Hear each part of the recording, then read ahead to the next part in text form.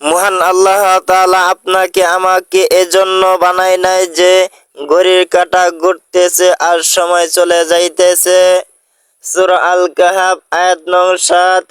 ইন্না জাআলনা মা আলাল আরদি জিনাতাল্লাহা লিনাবলুয়াহুম আইয়ুহুম আহসানু আমালা।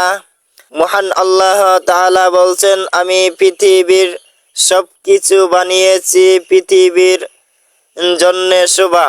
আল্লাহ তাআলা পৃথিবীর সবকিছু বানিয়েছেন পৃথিবীর জন্য শোভা। আর মানুষকে মহান আল্লাহ তাআলা বানিয়েছেন পরীক্ষা করার জন্য, যে তাদের মধ্যে কে ভালো কাজ করে। আপনাকে আমাকে এই কাজের জন্য পাঠায় নাই যে রাত ৩টা ৪টার সময় এই ব্রাজিলের আর্জেন্টিনার খেলা দেখার জন্য। আপনাকে আমাকে মহান আল্লাহ তাআলা বানায় নাই যে এই সারাক্ষণ ফেসবুক চালান, ইউটিউব চালান, এজন্য আমাদেরকে মহান আল্লাহ তাআলা বানায় নাই। আমরা যে সূরা ফাতিহা পড়ি কিসের জন্য? মহান আল্লাহ তাআলার কাছে দোয়া চাই যে হে আল্লাহ, আপনি আমাদেরকে সরল সোজা পথ দেখান। বিসমিল্লাহির রহমানির রহিম শুরু করছি মহান আল্লাহ তাআলার নামে, যিনি পরম করুণাময়, অতি দয়ালু। আলহামদুলিল্লাহি রাব্বিল আলামিন। সমস্ত প্রশংসা মহান আল্লাহ তাআলার, যিনি জগৎ সমূহের প্রতিপালক। আর রহমানির রহিম, যিনি সকলের প্রতি দয়াবান, পরম দয়ালু।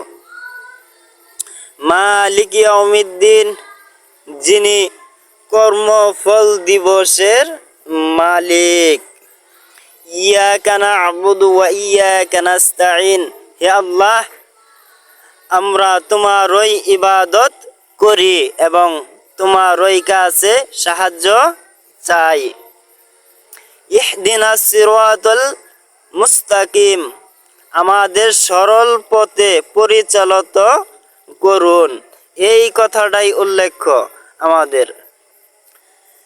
সিরাতাল্লাযীনা আন'আমতা আলাইহিম গায়রিল মাগদুবি আলাইহিম ওয়ালাদ-দাল্লিন। আমিন।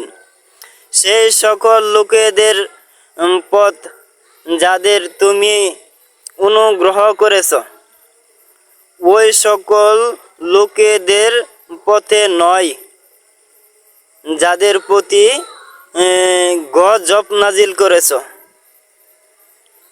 এবং তাদের পথে নয় যারা পথহারা।